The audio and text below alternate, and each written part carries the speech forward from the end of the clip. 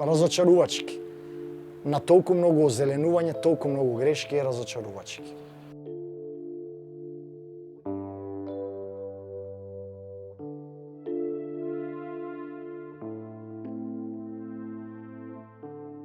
За жал, низ секојдневното мое движење низ градот, забележувам дека се уште има многу неослободени стебла, за жал и во круцијални делови од градот, за жал и прилично важни возрастни стебла.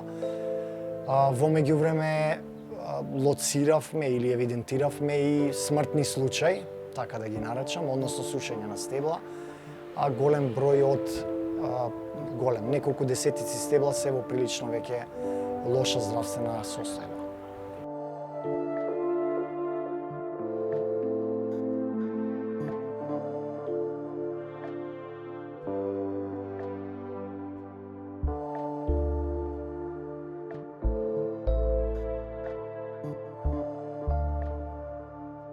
Системот дефинитивно е тром, неагилен.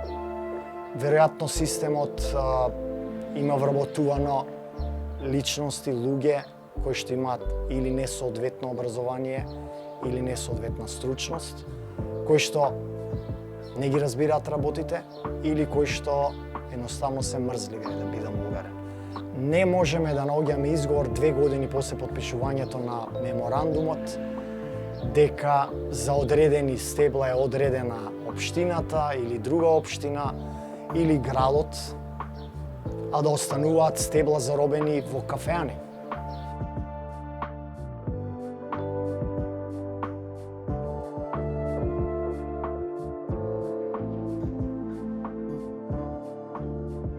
Очекувам да се случува низ години, не наеднаш, постепено да почнат да се сушат најпрво врвните гранки, а потоа и страничните, доколку властите или одговорните не најдат соодветен систем за поливање.